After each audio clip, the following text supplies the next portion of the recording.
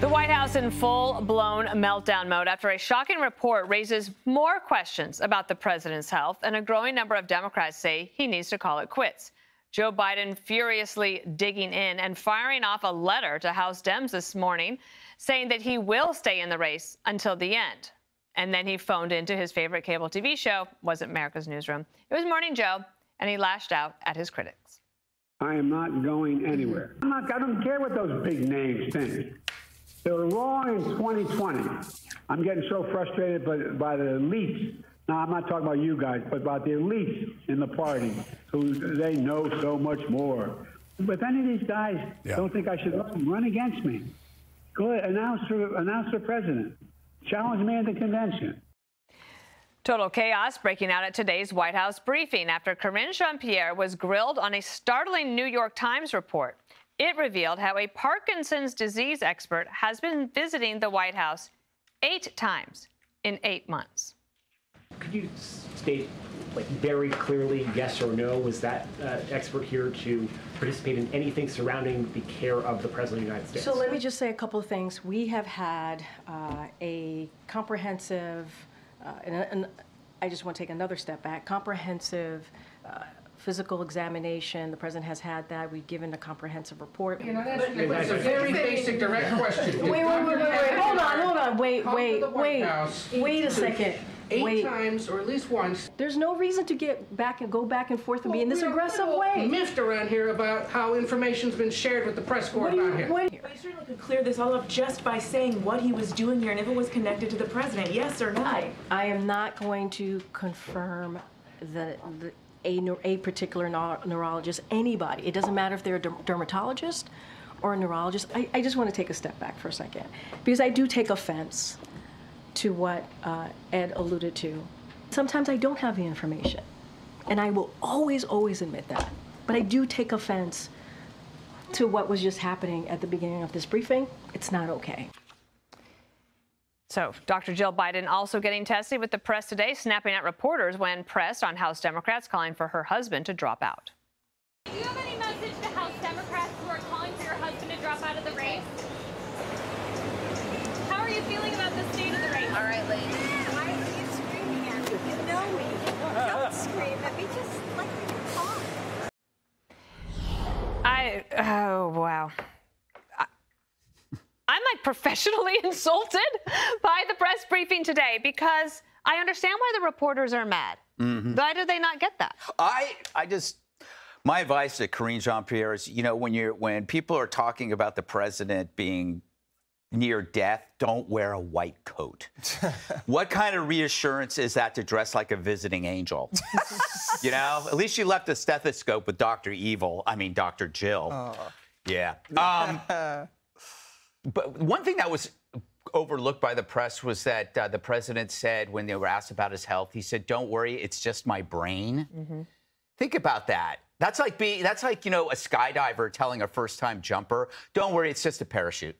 It's kind of scary, and this is why it kind of upsets me. If you've ever tried to get somebody into assisted living, it's hard, takes a lot of effort, it's a lot of heartache, but you do it because it's your family. That's why you have a family. The Biden family is not my family.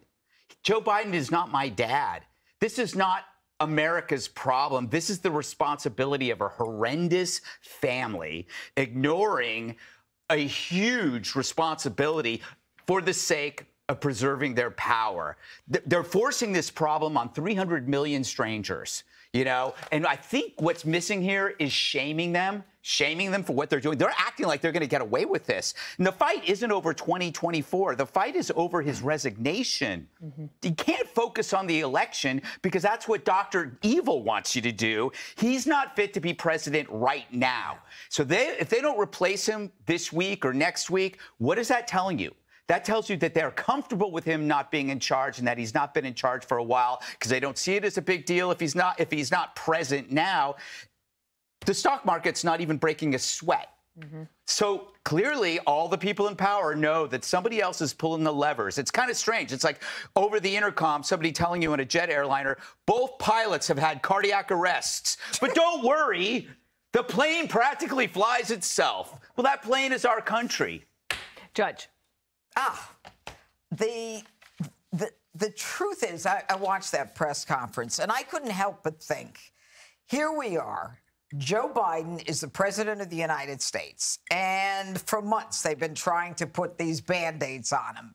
Band-Aids, you know, cover this up, cover that up, everything's okay. Well, now he's got a lethal wound from the debate. It is lethal. So now the press wants to know why. And all they come up with is the president's his medical report from February of 2024, which basically says the guy's in great shape.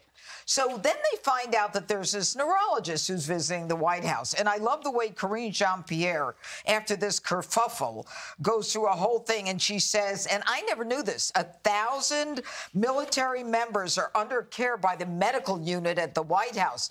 And neurologists come in to treat them also. I mean, why can't the president just say, I'll take a cognitive test.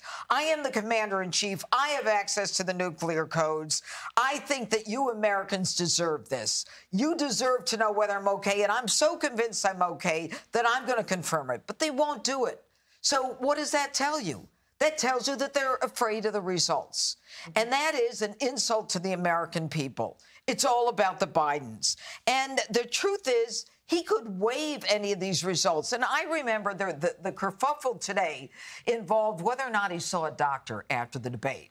Did he see a doctor? And then Karine Jean-Pierre says no, but she says, yeah, they had like a medical review, a telecall or something. It wasn't a physical examination. That it's kind of like a whatever they call these health calls. But the truth is, she then talks about every time the president works out, there's a medical unit down the hall that monitors everything he does. So you've got that medical unit. Why can't they tell us if he's got COVID or if he doesn't have COVID? And he says he doesn't have COVID. But at the end of the day, he's got a lethal wound. He goes on Stephanopoulos. He says he doesn't remember if he rewatched the debate. He asked him, Stephanopoulos asked him, did you watch yourself in the debate? Well, I don't know.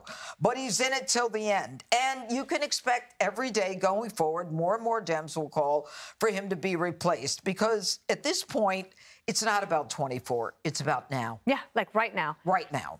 Harold, right now. What is it about? Your take on the fact that there are some Democrats who are saying he's got to go, but there are there are plenty of them are saying let's just hold. Good to be back. I'd say a couple of things. First, I'm not concerned about 2020. My concern is going forward.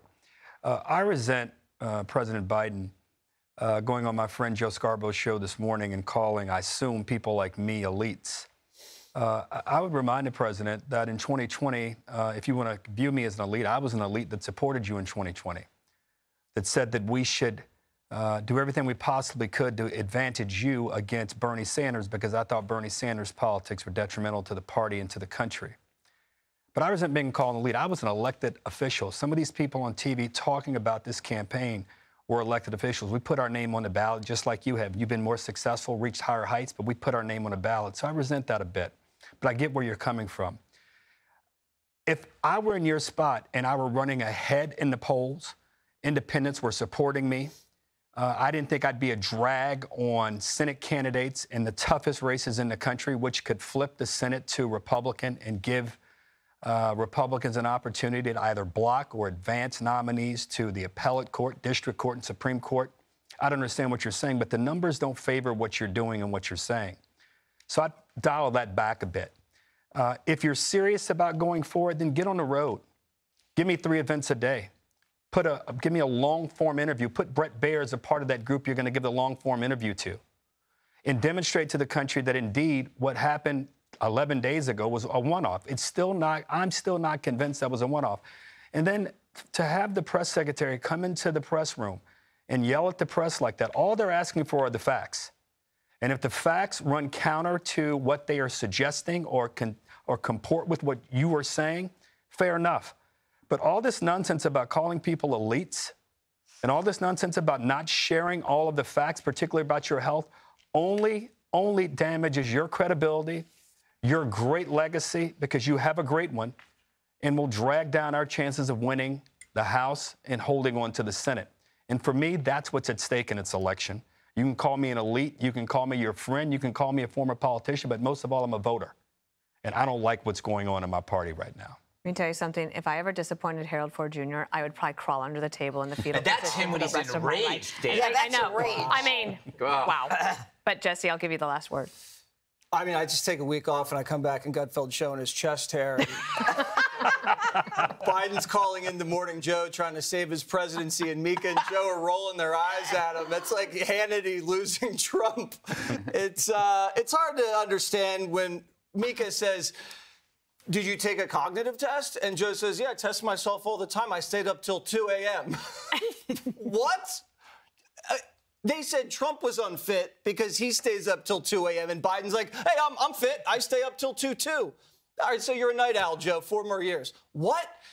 This guy has the entire Democratic Party held hostage. He wakes up this morning, sends them a ransom letter, and says, "You better stick with me and nobody gets hurt." That's true. And everyone's like, "Wait a second. If we stick with you, we all get hurt." And then he's blaming the elites. The elites is why he's in the White House to begin with. Joe Biden would be nowhere without the elites, without the CIA, the donors, the media. They put him in there. And they can take him out right now, and you can already see they're trying to take him out. He's like a puppet with no strings, thinks he can dance. All of a sudden, you find out the Parkinson doc lives at the White House. Oh, where'd that come from? He has note cards for everything. They tell him where to stand. They're probably going to find his fingerprints on the cocaine if he stays 1 more week. I'd be watching out for sandbags everywhere. I'd be worrying about the teleprompter breaking all of a sudden. Oops, sorry about that, Joe. They have so much dirt on this guy. They know everything about his dirty son. They're probably negotiating a golden parachute because let's be honest, there's no way Joe Biden's making money on the lecture circuit after this. There's no way Joe Biden's writing a book and selling it on cable TV. Reverse mortgages. Reverse mortgages is all he has. We're in deep trouble. I don't know. I think it's Bidengate. Yeah. That's what this is. It's This worse is than Watergate. Bidengate. Yeah. Way worse than Watergate. He's like a guy on a rowboat with a teacup trying to get the water out as it's sinking. And he's so close to the shore, he could just get out and leave. But instead, he's in this little thing trying to get himself up. It is really sad and infuriating to see what's going on, but he's got to go.